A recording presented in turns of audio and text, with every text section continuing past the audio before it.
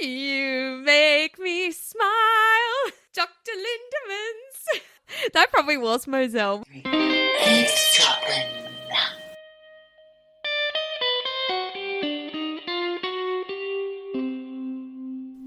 Hello, Michelle. Hey, Geordie. How are you? I'm good. What's new? What's new for you, Magoo? I'm good. Yeah. You know, life is good. Great. Good to I've hear got nothing it. to complain about. Yeah. What's been going on? What have you been doing? Anything fun? Yeah. Lots of stuff's been happening for me. We had a lovely day out in London last weekend, and I will tell you that I'm getting a little bit fed up, Michelle. I'm getting a little bit fed up of being left on the shelf because... Do you remember when you were in London once and listener Karen, who's lovely listener Karen, spotted you at the train station and said, "Oh my God, it's the lady from Eavesdroppin." That's me. You were recognised. Yes. Well, and then I told you about all the stuff that happened with my partner who looks like Stephen Merchant at the festival recently. Well, I was walking along the River Thames with my husband and children, and I came across 25-year-old Essex boys. Now, those of you not from England may not know what I'm talking about. Unless you've ever seen The Only Way is Essex, you might have some idea. They were coiffed and puffed and plucked and shiny and so groomed within an inch of their life. It was unbelievable. They asked me to take their picture because they were all out in the town for their mate's birthday. So I did that. And then my husband emerged from the nearby pub where he went to the loo, and suddenly jaws dropped. Why? Because they thought he was fucking Stephen Merchant. Again! Oh, Yes. my God. I was like, oh my God, I was getting all the attention and now he turns up. He told them he was his better looking younger brother. No! Oh, my God. What kind of haircut has he got? I haven't seen him for a while. He thinks it's the glasses that we coerced him into buying that he hated. Yes, but now he loves them because he's a celebrity. Yeah, now he gets into all the best shows and gigs and people come up to him and talk to him. They love him. Some people are a bit in awe of him. You used to get mistaken for Courtney Love when you were back in the day. Yes. And in fact, Yes, didn't you I have did, to pretend you were her I in was something? No, my band vetoed it, but I was asked by a chap from City Slang Records, actually, who I think must have been representing them at the time, and I knew him. And he said, "I know, Geordie, could you pose as Courtney Love for the front cover of this week's NME because she can't make it. She's on a drugs charge and she can't leave the country." I said yes, but my band said, no, we have a hard enough time as it is. Do you know who I get the most? Especially when I've lost a bit of weight.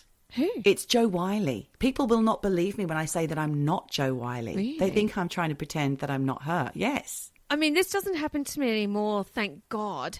But I did have a couple of people say that I looked like Sting's wife. What's her name? Yeah, I know. It's actually really upsetting.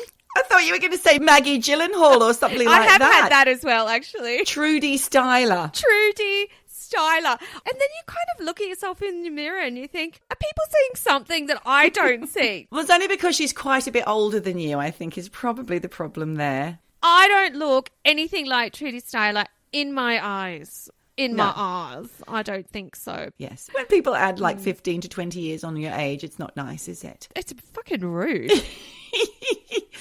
Hey, listen, I've got to tell you, regarding listener Karen, who recognised you, she posted on Facebook recently, on our recommendation, a recommendation to watch Sandy Toksvig's Extraordinary Escapes. Oh! Yes, because we mentioned it on the podcast. She went off and watched it. She loves it. And she's promoting it on Facebook. So if Sandy gets kickbacks, I want in on that. Yes, exactly. What can we do to get Sandy on our side? You can become an influencer. We've got to say, Sandy, come on. Yes. We gave you a plug, now give us a plug. Eavesdroppinpodcast.com. It's like Sandy doesn't need any more help, but we've just helped her. We have helped her. But I tell you what, I can't believe that you have gone for the last 3-4 minutes without talking about the major celebrity spot you had just this week. I wasn't going to mention it because I'm a bit tired of talking about it now, but yes, I did see Paul McCartney in a restaurant. Yes, you did. And I did somehow manage to get him to sing Happy Birthday to my friend. And that's going to be something she will dine out on for the rest of her life. I did segue it so that he and his partner had to squeeze past us in order to get out of the restaurant. And my daughter and my dining companions' friends they all got to shake his hand and have a little chat, but I was too busy helping out the people next door to me, advising them on what was good on the menu, because I'm kind. And then by the time I turned around, he was gone. Oh, well, that's how it goes. That's how it rolls. You can't have all the celebrity spots. I can't. And especially when I live with Stephen Merchant. Oh, you lucky lady. Oh, God.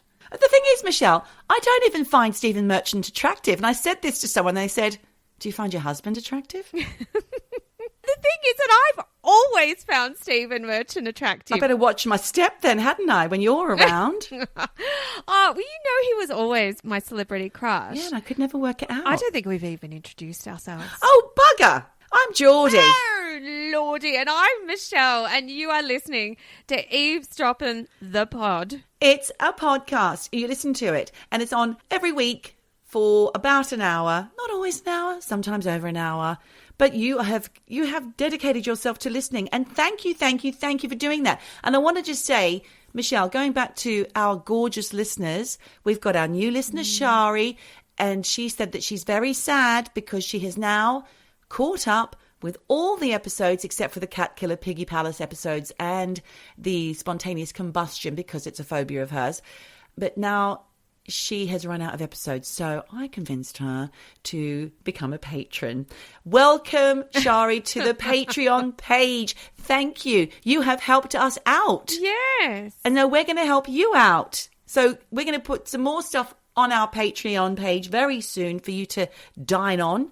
And there's other ways that our listeners can help us, not just by giving us a tip or pledging a little bit of money month to month to help us get better and put more content up. But also, it's that time of the year. We have entered the British Podcast Awards yet again, and we are up for the Listener's Choice Award. And we need you to vote for us. Otherwise, we won't even scratch the surface because there are other podcasts who keep cleaning up year after year. That's right. And I will put some links to make it very easy for you to be able to vote for us. Or I can even tell you right now what to do, which is go to BritishPodcastAwards.com and find the Listener's Choice Award vote button, which is in the top right-hand corner. Are you listening? Write it down, people. Write it down. Get a pen. It's in the top right-hand corner of the page, and get your friends to do it as well.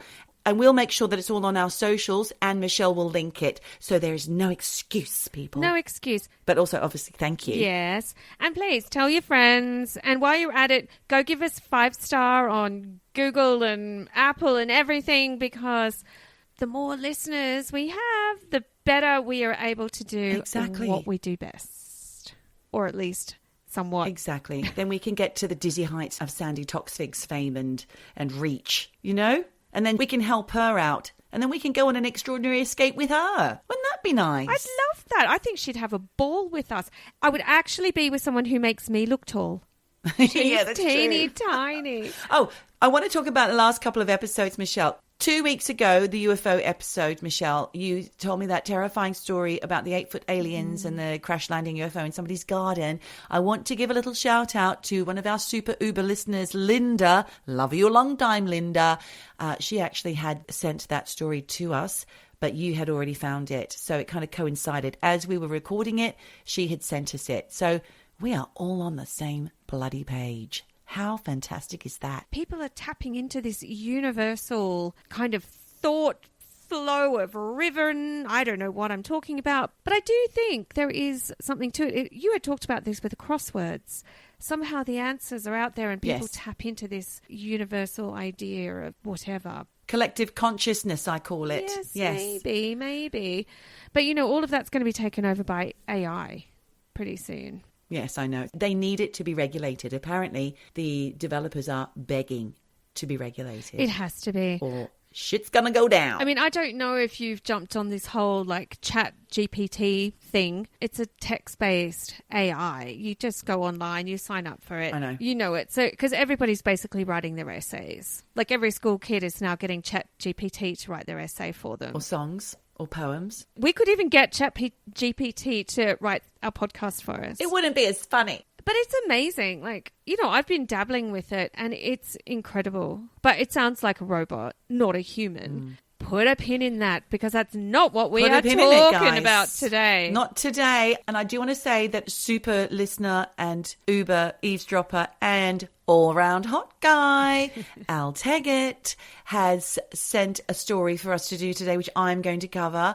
And he also wanted to point out, because he's also our Eavesdroppin corrections corner as well. He wanted to correct you, Michelle. It's not Archangel, but I think you knew that. It's Archangel. I was reading it as written, and I'd never called it an Archangel, but Archangel, yes. Yes. I'm happy to be corrected. I'm not AI. I'm real. Especially by the gorgeous Al Teggett. Exactly. We are real. With that said, please, I don't know if I've got all this stuff right that I'm about to tell you, but I wanted to talk about a murder that happened in Australia. Geordie, you actually asked me to investigate this guy, a guy called Donald Mackay. And I have to admit, I had never heard of him. I think it's pronounced Mackay. Mackay. Yeah. Okay. Mackay. How do you... Okay. Because it's Scottish, Mackay. Donald Mackay. Well, either way, I'd never heard of him. Hadn't you? No. And I spoke to Jen about it. Jen, all round Jenipedia. And she was like, oh, yes, I know all about him. And in fact, her neighbour... Yeah, major at the time. Her neighbour lived in Griffith and has some goss, but didn't get to me in time. Maybe we'll do some updates. The fact that you've just mentioned Griffith... You do know that's my parents' hometown, and I lived there until I was 3. Did you live there? I know that you have called it the food bowl of Australia before, that area. Yes. My grandmother lived there all her life. My uncle still lives there. My uncles, 2 uncles. Well, they will have the dirt. They will have the goss because they were obviously there on the ground. I did a little bit of going because I didn't know anything about Donald Mackay. And what I found out is actually shocking. It is a story of crime and corruption, like we said, in the small Aussie town of Griffith in New South Wales, Australia. And spoiler alert. They do oranges, they do wine, they do all sorts. They do it all. It's a massive country area, lots of farming, on a huge agricultural scale. Like I said, the food bowl of Australia. Oranges are not the only thing they grow, Geordie. That's right. Right. And that's what we are looking at today because Griffith is known as the green capital of Australia. Yeah. Green meaning marijuana, people. That's what we're talking about. It's pot. Mary Jane, marijuana, ganja. What else can we call it? Pot. Some weed. You got some green. Jazz cigarettes. Spoiler alert. I'm going to do a mini dive into what is effectively the murder of Donald Mackay and the dark kind of seedy underbelly of the Calabrian MAFIA. Because this guy, Donald, he was not only a successful businessman with a snazzy furniture store in Griffith that everybody knew about. And that's why my parents knew them, because my grandparents also had a second-hand furniture store. Oh. So I think they actually knew him. Of course. Yeah. Do you know what? Mum, Jen, said he was a really great guy. Lovely. Everyone loved him. Top bloke. She might even have said. That's what they say. Everyone said he was just a sweetheart. So it's really awful. Thing is, he was a massive anti-drugs campaigner. And after investigating this story, I just can't help but think that he stepped on a few too many of the wrong toes in Griffith and obviously paid for that with his life. I'm going to take you back to 5:30 p.m. on Friday, the 15th of July in 1977, when Donald Mackay, who was 43 at the time, he closed up that snazzy furniture store his family had owned and run, actually, since the 1920s. So he's like dyed-in-the-wool Griffith guy. He jumped into his minivan and went to the nearby Griffith Park Hotel for a drink after work. And look, earlier that day, he told his wife Barbara that he'd be home by 7 because she had to go off to some meeting because she was also like big in the town, into community kind of chit-chat. He had to come home and look after the youngest of their 4 kids while she was out at this meeting. So Donald had a few drinks at the hotel. He chatted with some mates, mostly about the stuff that, pissed him off about living in Griffith, which was the drugs, the mafia, and all the pot that was growing in the area. And then he went to the bottle-o, and that's what Aussies call a bottle shop that is attached to a pub. Yeah. A bottle-o. Off license. The offie. Where you buy your booze. I mean, it's classy. He bought a cask of wine. White wine, in fact. And he headed out to the car park. It's probably Moselle in a bag. Or maybe... do you remember that stuff? Blue Nun. Riesling. A bit of Blue Nun Riesling. Or Dr. Lindemans. Do you remember? Yes, Dr. Lindemann. I'd forgotten about that. You make me us smile, Dr. Dr. Lindemann. That probably was Moselle. He had this cask of white wine and he went into the car park because, you know, he had to get home. And Geordie, I hate to say this, but that was the last time anyone saw Donald alive. Because he didn't show up at home. Well, I knew that. I sound like I'm shocked, but I actually knew that, yeah. After he didn't arrive home, Barbara got worried. So she called a guy called Ian Salmon, who was a mate of Donald's. He was also his solicitor. And he'd actually been working late that night in an office building that was on the other side of the car park. So he agreed to drive around to a few places to look for him. And, you know, remember, this was way before mobiles. And, you know, if your husband didn't come home at that time in Australia, he was most likely getting pissed in a pub. So you were supposed to storm round there and burst in and scream at him and say, "Get home now, you rat bag. Dinner's in the dog." He's in the doghouse. You spent all our paycheck. I mean, at this point, alarm bells weren't ringing for Barbara because I think she just thought, he's had a few beers, you know, he's had a few skewies. The mate drove around for a while but couldn't find him. You know, like I said, no one thought anything dodgy had happened to Donald. But it was out of character for him to do something like that. In fact, the friend was driving around for hours. And as it got closer and closer to midnight and Donald was nowhere to be found, Ian, the friend, started freaking out and he, at that point, contacted the police. But he kept looking for Donald. And Geordie, that's when he found Donald's furniture minivan in the hotel car park, which... Right. I don't know why you didn't just look there in the first place. But anyway... Yeah, I was thinking that. He got out to see if Donald was inside the car, and the first thing he noticed was the imprint of a man's hand on the driver's window. He then got back in his car and turned on his headlights so he could see things better, because I think obviously this car park wasn't very well lit. That's when he saw blood. Pools and pools of blood.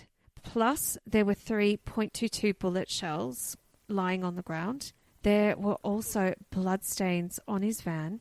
The keys to the car were underneath the van, and near the car were marks that looked like someone had been dragged. Plus, oh no. Yeah, the police later found bits of his hair. And the weird thing though? But no body. Exactly. All this blood, bits of hair, car keys, the lot, no body. And I will tell you right now, in what has become basically one of Australia's most dodgy mysteries, to this day, Donald's body has never been found. And look, oh my God. When I was speaking to Jen, she went, "Oh yeah, he got fed to the pigs." And I was like, "Oh, thanks, Jen." That's like, we always talk about being fed to the pigs. But I did also read there's a theory that he was put through a pet food grinder. Another theory... Oh my God. Yeah, was that he was burned in the local hospital incinerator. And do you know what? Mum's mate did work in the hospital there, so... Put a pin in that. I'm going to have to ask Jen about that. Jen, get on the case. Okay. But another theory is that his body was weighed down and dumped in the river, or that his body was set in concrete underneath a building.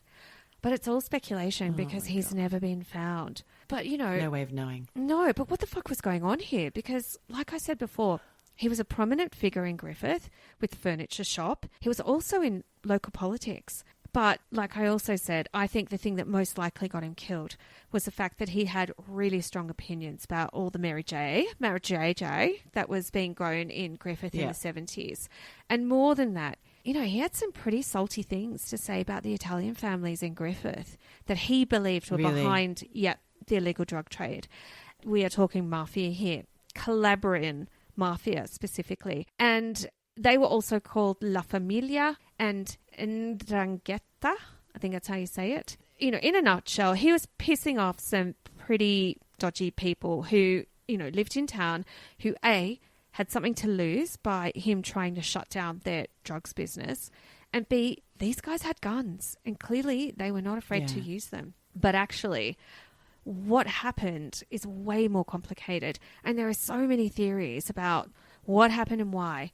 I'm just going to start with a couple of facts that I want you to put a pin in. Because first of all, 3 years earlier in 1974, Donald had stood as a Liberal candidate for the House of Representatives against Al Grassby, who was a popular Australian Labor Party politician in the electorate of Riverina. Yes. Now, Donald was aligned with the Country Party, which is Liberal. So when he didn't win, his voting preferences went to the Country Party. And this meant that a guy called John Sullivan, who got elected, was able to unseat Al Grassby. So this obviously pissed off Al Grassby. And look, I actually kind of love saying his name because it's such a 70s name. Al Grassby. Al Grassby. I know. And he was quite an interesting 70s character as well, wasn't he? He was short, bald, big moustache. Yeah. He looked like a comedy character, and he always had ill-fitting suits. Yes. Big, jazzy 70s with ties. stripes, and he was a bit of a character. I think that kind of put a bit of a target on Donald's back. So just keep that in mind, because what also happened at that point was that Donald used his political platform to shed light on the drugs issue in Griffith, and he identified a guy called Robert Trimboli of suspiciously amassing a lot of quick money. So pin that bit of info. Yeah. Then Donald found out about a massive marijuana crop in the nearby town of Calabrian. Is that how you say it? I don't know. And he squealed. He went to Sydney, drug squad detectives, about it. And 4 of these Italian mafia guys in Griffith were arrested and convicted of growing drugs. Thing is, during the trial, Donald was outed as the whistleblower. Oh, they said his name. Yeah. So again, another target on Donald's back. Oh dear. And this time by the Calabrian mafia. That was a ridiculous move. Why would you do that? It's shitty. People get killed for that kind of stuff. Well, clearly. Because 3 days before Donald disappeared, he was asked to go to a place called Gerildery. I think it's Gerildery. That sounds familiar. It's 160k away, and he was meant to meet a guy called Mr. Adams, I'm doing air quotes here, who basically said, hey, I'm a lottery winner and I need to furnish my entire house with furniture from the Mackay furniture store. Oh, God. But Donald couldn't go. So he sent one of his employees instead, which I think saved his life because Mr. Adams didn't exist. It was actually a hitman called James Basley who had set up the hit and was waiting for Donald. Basically, the employee went there and... Did they kill the employee? No, but all of this information came out later, so put a pin in that. Okay. Lots of pins. I'm losing track of my pins. Oh, sorry. It's a lot, I know. Look, he basically got 3 more days of life. That was it. Okay. When Donald disappeared, they initially treated it as a missing persons case. But it didn't take long for people to realise that, there was foul play involved, particularly when a burnt-out car belonging to a Calabrian mafia guy called Gianfranco Tizzoni was discovered in bushland close to Griffith. Thing is, whoever set fire to that car didn't do a very good job because police discovered traces of Donald's blood and his hair inside that car. Oh, my goodness. So with all of that in mind, I'm just going to look at a couple of theories, starting with the idea that Donald was targeted and killed by members of the Calabrian mafia. Before Donald died, his aggressive campaign against the marijuana growers and all the crops in Griffith, it had caught the attention of the Sydney press. After the disappearance, it was the media rather than the police that basically said this is a mafia killing. And in fact, it was the Sun in Sydney that expressed concern, and this is a quote, that gangland murder should now be a part of the nation's illegal drug industry. Oh. Well, the Sydney Morning Herald published an article with a headline that read, Griffith, marijuana capital? ?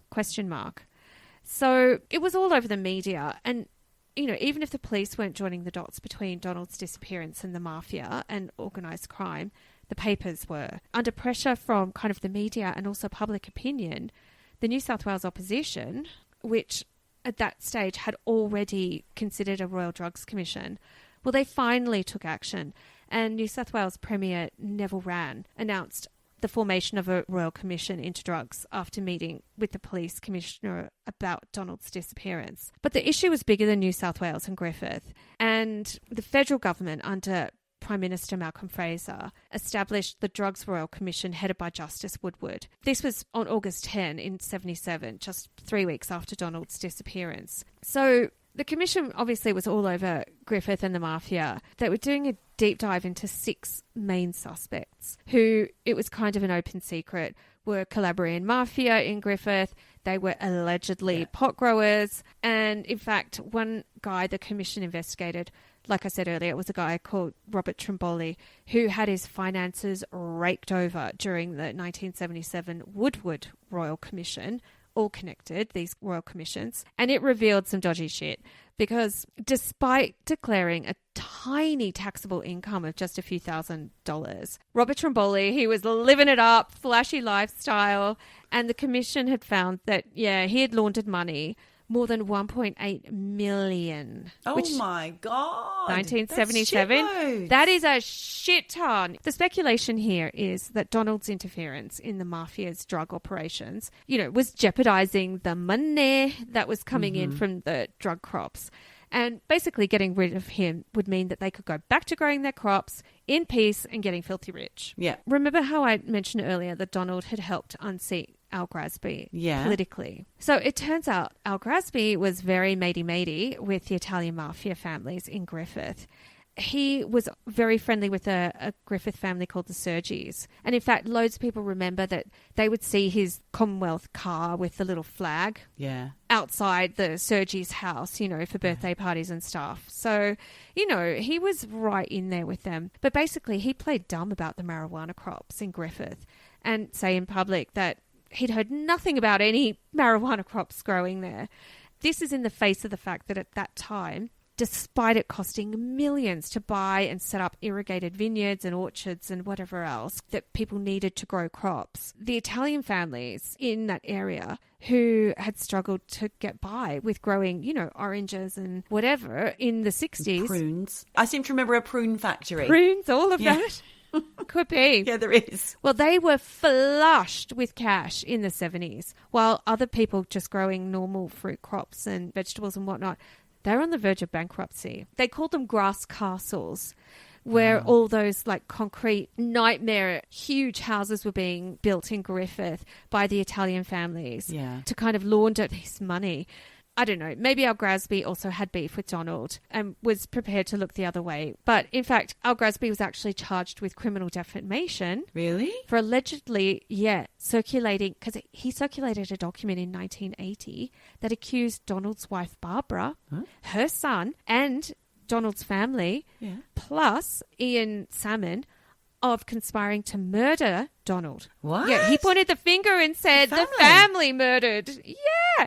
And, he was actually found guilty in 1991. Wow. But he was acquitted on appeal in 92. So he was stirring the pot with that family, trying to make out Donald's family killed him. Distraction. But basically, the conventional theories here about what happened to Donald are that it was, a retribution killing because he was trying to expose the Mafia's illegal activities. And, killing him off got rid of a problem. Yeah. But also, it's a warning to anyone else, don't fuck with us because this is what's going to happen to you. Then there are other theories. Maybe the hit was orchestrated by rival gangs like the Hungarian Mafia or the Greek Syndicate or even corrupt police officers. But I think that's unlikely. But the thing is, the Royal Commission was actually a bit of a dud.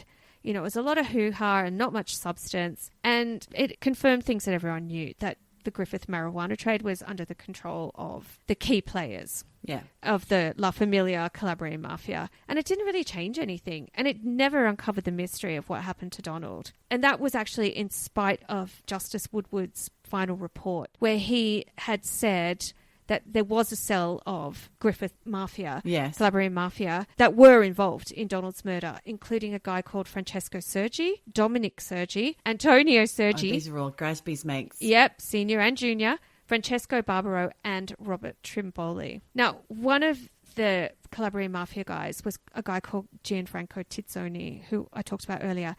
He actually turned informer in 1983. Oh.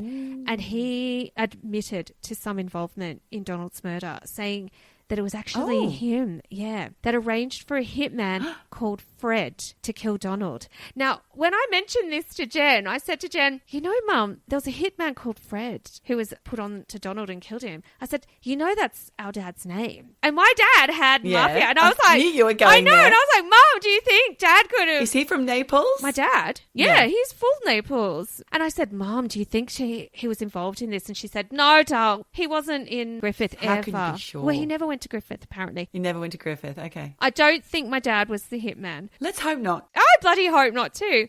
Donald, basically, it has come out that it was this guy called James Basley who was the hitman, despite this guy saying it was a guy called Fred. It was probably his code name anyway. Yeah. James was actually charged in 1986 with killing Donald. Okay. However, he has always claimed that he was innocent. And in fact, he blamed an allegedly corrupt former Sydney detective called Fred Craher What? as the killer. That's a bit weird. But it didn't stick. Okay, but his name's Fred. That is true. James was sentenced to life imprisonment, but he was released in 2001. To this day, the people who the Royal Commission basically said ordered Donald's hit, they've never been brought to justice, including Robert Trimboli, who did actually face charges relating to Donald's murder. Yeah. But he fled to Spain before his trial, and he remained there as a fugitive until he died in 1987. So Donald's body has never been found. No one's ever really admitted to killing him, and it still remains a mystery. Oh, my goodness. What a story, Michelle. See, I remember this very well because my parents love the news and they loved this story. They wouldn't love it, but they were following it all the time because it was their hometown. Yep. Fascinating. Thanks, Michelle. No workers. Murder, murder. It's true and it's crime. Crime time. It's crime time. Murder, murder. Murder. Crime time. Crime time! It's very interesting that you should talk all about the drugs and the mafia, especially the Calabrian mafia, because I've got a little story for you today that has shades of that. And it was sent to me by full-time hot guy and eavesdropping researcher, Al Teggett. Thank you, Al, for the story of the murder of Colin Winchester, who was the Assistant Commissioner in the Australian Federal Police and also the Commander of the ACT Police, which is the Australian Capital Territory. It's a state on its own. So it was the Federal Police and the ACT. And he was also the highest ranking policeman to ever be murdered in Australia. Shocking. And this is a news story that I missed because I didn't live in Australia, I think, or I had just about to flee Australia at that point.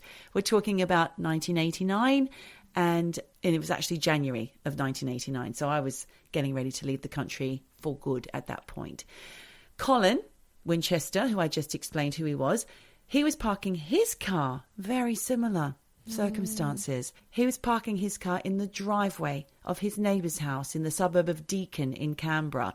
And he did this because his neighbour was elderly and she liked having a car parked there. It made her feel safe. But about 9:15 that night, whilst parking the car, Colin Winchester was shot twice in the head with a Ruger .22, like you said before, Michelle, semi-automatic rifle with a silencer as he was getting out of his car. Jesus. Very similar. Really similar already. Yep. Winchester's killer had been waiting for him in the dark. The gunshots were heard by his wife Gwen in the house.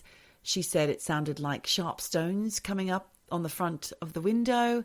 So she went outside to investigate and found her husband collapsed behind the steering wheel. Awful. So the investigation that followed, obviously it was one of their own, so they had to jump straight on that. And it was very high ranking, as I said. And they only found one suspect, Michelle, despite rumours of Winchester being corrupt and allegedly taking bribes from a Canberra casino. There was an actual audit on Colin Winchester post-murder to see if this was a theory that was worth looking into. Yeah, it showed that there was nothing amiss with his financial details. So the only suspect that they then had was a 44-year-old former economist for the Treasury Department by the name of David Eastman. Now, this guy was a top student at Canberra Grammar School where he was Dux of the Year or Dux of the School or whatever it is. I don't even know what a Dux is. What's Dux? It's the top. The very best boy? Very, very top. It's the very top. He got the top marks. You got best and fairest, and then you got the Dux. Dux. I think Dux is academic. Yes, I know. You're the smarty pants of the school. Well done. So he was up there for thinking, possibly not down there for dancing. He went on to study at University of Sydney at the age of 16, which is quite young. You know, he's surpassed his peers by about 2 or 3 years. And he was 21 when he started seeing a psychiatrist because he was feeling lonely and miserable and not getting on with people. So I'm starting to see here a little bit of maybe, I don't know, some kind of social anxiety forming. In 1986, Eastman's own mother sought a restraining order on him because he threatened her life while trying to break down her front door. Later, Eastman became involved in a dispute with a neighbour in 1987 and was charged with assault. He was adamant that this assault charge was wrong and it shouldn't be put on him. It was his neighbour's fault. He was to blame. They were to blame. And in 1988, as a result of this assault charge, David Eastman met with Colin Winchester, who was then the chief of the ACT police, to try and lose the assault charge. But to no avail, because Winchester advised Eastman that he would need to face the assault charges, and a date was set for the 12th of January 1989. Then on the morning of Winchester's death, which was the 10th of January 1989, Eastman had received the disappointing news that police were not going to drop the charges and the court date would still go ahead, and he was furious. Right. So this is the reason why David Eastman was number one suspect, despite the fact that there were rumours of the Calabrian MAFIA being responsible for the murder. And the group of people who they point the finger at is the 'Ndrangheta, which is the same group that you said before. Yeah. There is not La Familia, but there's another Honorata, which is also linked to Donald Mackay's murder. Yeah. And 'Ndrangheta is also another one that's linked to Donald Mackay's murder. I will say it seems so unlikely that a kid in Canberra can get hold of a gun like that with a silencer. Well, this guy's not a kid. He's 44. David Eastman is an older man. Oh, sorry. I thought he was I just find it so unbelievable that He would be so cross no, well, A, that he would be so cross, and B, that he would shoot someone. well, then how would he get a gun? They just weren't available. Like normal people just didn't have access to that kind of stuff back then. It seems like, come on, it seems mafia-esque already. It does very much smack of the mafia, doesn't it? And the reason why the Calabrian mafia was mentioned is because it is said that Winchester had double-crossed them in a 1980s undercover sting that busted their cannabis crops, which were being grown in a town in New South Wales near Canberra called Bungendore. Oh, my God. Which we know very well. We do know Bungendore. But this was not enough to pursue, and perhaps it was more likely that Eastman was a loose cannon, and this made him the perfect cover-up. He's a scapegoat. At the trial, it came out that Eastman had a string of threats towards police, which I'd mentioned earlier, including harassment and menacing phone calls, and one instance of actual bodily harm and 3 of assaulting police. Forensics linked Eastman to the firearm that was used to shoot Winchester, plus there were reports of sightings of him near the murder scene and at gun shops in the nearby town of Queanbeyan. Oh. So perhaps you can buy a gun. I don't know. Ooh. Semi-automatic? I'm not sure. With a silencer? Well, I guess. Eastman was legally bugged for 3.5 years, yet only a very small proportion of the recorded material was used as evidence in his trial. And in 1995, Eastman was convicted of the murder of Colin Winchester and was sentenced to life without parole. Wow. He's probably out. So he is out because he launched loads of appeals on the basis that he was mentally unfit during the original trial, even though he was still hurling abuse at the judge because he was very abusive during his trial. And at all these court hearings, he just can't help himself. He's just constantly hurling abuse at the judges. And at one point, he had to be removed and put in another room so the judge could turn him down. He was being put on by video link, and the judge was able to just turn him down whenever he started losing his shit. Turn him back up to ask him a question, turn him back down because he's swearing and shouting. But don't you think that actually then kind of backs up the fact that he's got some mental health issues, potentially? He's, like I said, a loose cannon. This guy cannot control his emotional responses. And actually, they do say in the reports that I read, and I read this report in The Guardian, that it's probably due to him suffering from a paranoid personality disorder, which was used against him in order to get him to crack and confess by the police. Evil. It's not nice. If it's true, it's not good. PPD, as it's known, is a mental health condition where the sufferer is suspicious and distrusts others without adequate reason. People with PPD are always on guard, believing that others are constantly trying to demean, harm or threaten them. So the police went to work on Eastman. Before the original trial, they falsely accused him of homosexual activities with boys. They would knock on his door unannounced to return property constantly out of the blue. Yeah. It was harassment, quite simply. And at one point when he tried to get rid of an officer from the front of his house, the officer stuck his foot in the door. Poor old David Eastman was left completely ragged from all of this harassment, and he frequently complained to his lawyer, Stuart Pilkington, who eventually wrote to police to tell them to stop this harassment, stop going around to return this so-called property. And the response to his letter was a drunken phone call from a Detective Sergeant Ninnes, who was at the time head of the policing team investigating the murder, who reportedly said the following words: "I got your fucking letter.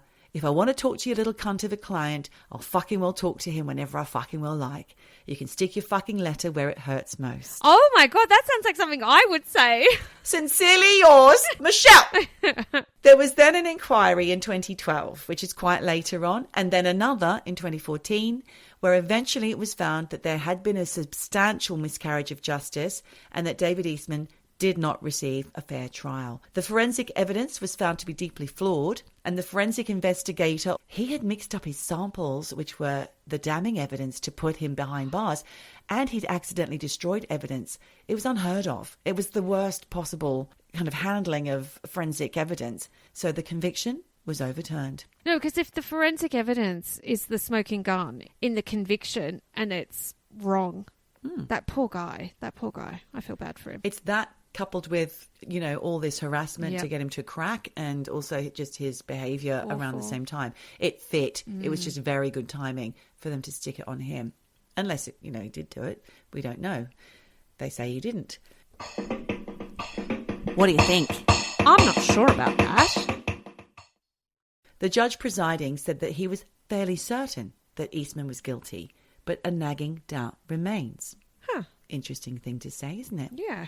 So after he was released, David Eastman lodged a civil claim against the ACT government seeking compensation for wrongful imprisonment, which he won in 2019 because after 19 years of his life spent behind bars for a crime he says he didn't commit, he was then awarded $7 million in compensation, which is pretty big, actually. Oh, wow. So if it wasn't him, Michelle, Incredible. then who was it? I read an article in the Daily Mail in 2022, so it's quite recent.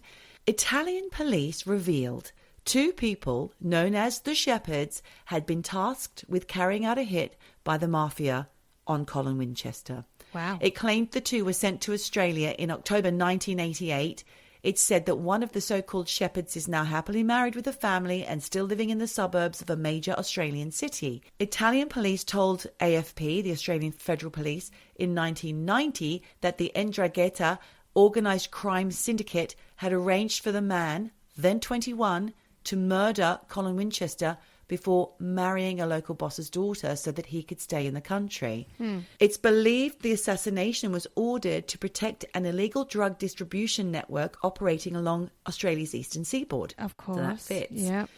The man was questioned by police in Australia but denied any involvement in the murder, saying he was just an Italian immigrant. Right. It could be pure coincidence, but he came from the same village in Calabria in Italy as the MAFIA syndicate. Yep. Then there's the other guy who was suspected, and he fled the country shortly after the shooting.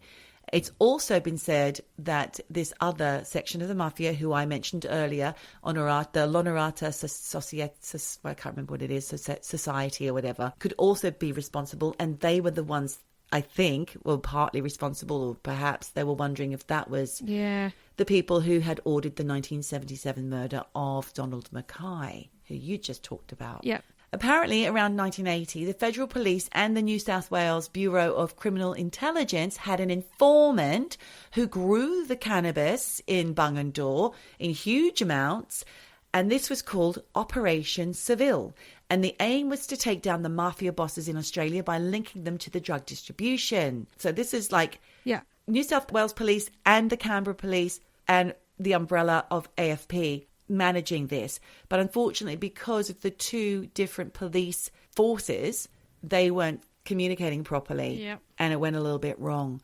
So with Winchester at the helm of the AFP, they were really keen to get this big case cracked and had the resources to make it happen. But the problem was that Bungendore, even though it's right next to Canberra, is actually in New South Wales. So that was under the New South Wales Police. So they didn't have a lot of access to the New South Wales Police information, and hence this whole plan kind of fucked up. Yeah, it wasn't joined up back then at all. And there was not a lot of cooperation. No. There was a royal commission some years later that revealed police corruption was rife throughout the ranks of the New South Wales Police.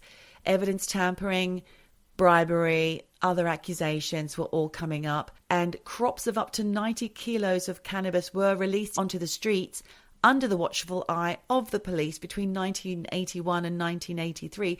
In order to get the big bosses, they had to basically supply the drugs. Yeah, right. They were the ones making it happen in an attempt to get inside the criminal network using their informants. A huge raid was planned and mafia bosses and drug lords were all set to fall, but it just didn't pan out that way. And several theories that linked to the murder of Colin Winchester followed. Okay. One theory was due to the alleged corruption, some New South Wales police had been on the receiving end of bribes from the mafia and had given them a heads up. And the mafia had sent armed men to take the cannabis off the site in Bungendore on 3 different occasions. So they had got their money back, basically, and they knew what was going on. That actually sounds legit. I can imagine that. And then they put a bullet in the guy's head who organised the whole thing in the first place. Yeah. It's also speculated that Winchester then secretly set about building evidence that would directly implicate New South Wales police involvement in the botched operation. And so he was making enemies in the New South Wales police as well. Right. Okay. So there's a couple of different people gunning, quite literally, for Colin Winchester. Shades of Donald Mackay here too. Like, I know. so many people out to get these two guys. Some people question the professional hitman style of the murder. 2 bullets at close range to the head. Sounds pretty mafia to me. But the choice of firearm, and this is a bit confusing to me, Michelle, .22 caliber Ruger, self-loading rifle. I don't know much about guns, but they say in the article that I read that it was more likely to be used for hunting rabbits than an ordered hit. A semi-automatic? What? I don't get it. I don't think so. No. And do you know what? I have a friend who she did a master's in ballistics. So I'm going to ask her. I'll get back to you. She should have been on the court case. So this is how Eastman was back in the picture because of the rabbit hunting gun, blah, blah, blah. The prosecution claimed he purchased a rifle of this exact type before the murder. I've got Andreas right here. He knows about guns. Ask him. Babe, what kind of gun do you use for shooting rabbits? Would you ever use a Ruger .22 caliber?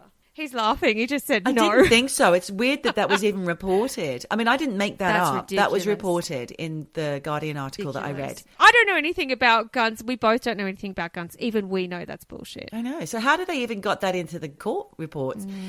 The other thing is the length of time that had passed between the botched operation and Winchester's murder made it less likely to be mafia. Because 5 years between it all going tits up in Bungendore with the cannabis crops and the professional hit, it just didn't tally. And I think the timing for David Eastman, it did tally because it was the morning of 2 days before his court case. He's furious because he's been hauled up for an assault charge that he didn't believe it was his fault.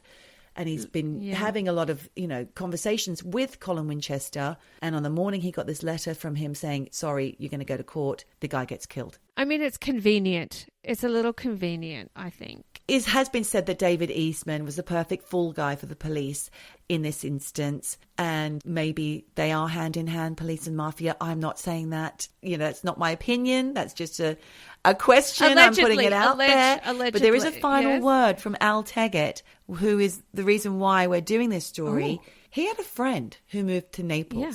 And this friend went to a country pub one day where he struck up a conversation with a local man. And when the man asked whereabouts in Australia he was from, and his friend replied, Canberra. Al's friend, the man said, "Oh, I know that place. One of my friends went there and killed the local police chief." And it's pretty random. How? Okay. Why would somebody say that? I actually got a shiver. I've got a shiver on my arms. I've actually got goosebumps from that because that doesn't sound random at all. That sounds pretty specific. Wow. And, Calabria is so close to Naples. Like, they're all hand in hand down south. Holy shit. Wow, that's a really powerful story. Thank you. And it links to yours as well, which I thought was interesting. There's the drugs, the police involvement, ordered hits. The Calabrian, bet you Jen has something to say about Colin Winchester as well. I bet she has something to say. I bet you do, Jen. She's always got something to say. That's a lot to digest, and I want to take that in because I think, look, when I was doing the research for this story, a lot of those Griffith MAFIA families, well, the next generations, the younger generations, they're in and out of prison and the drug scene. One of them actually just got killed, I think, like in the last few years. So, I think one of the Sergi family, it's ongoing. Wow. It goes down through the generations. And it's a family business. You better be careful what you say, and me too. You better be careful what you say. Listen, it's all speculation. We're just repeating things that we've read in reports, apart from obviously a hearsay mention from Al's friend who moved to Naples, and I'm not going to mention his name. No. I've mentioned Al's name. We're not going to stop anything from happening. We're just telling it like it is. It's history. We're just telling stories. Well, that was really quite something, and I feel disturbed. Yeah, thank you for a great story. My pleasure. When you were talking about Deakin, he got killed in Deakin. I was living in Deakin. Yeah. At that time. Right. I was. That could have been like streets away from me. Terrifying. Yeah. There it is, all wrapped up in a neat little bow. Another episode of Eavesdroppin. It was a police, corruption, drugs, mafia, hometown investigation, because it took in my hometown, where my parents were born and bred, and your hometown. Indeed. So thank you very much. And Geordie, look, I think there's really only one thing left to say right now. Oh, I wonder what that would be. Would it be, wherever you are, whatever you do, just keep eavesdropping. Eavesdropping. Eavesdropping. Eavesdropping.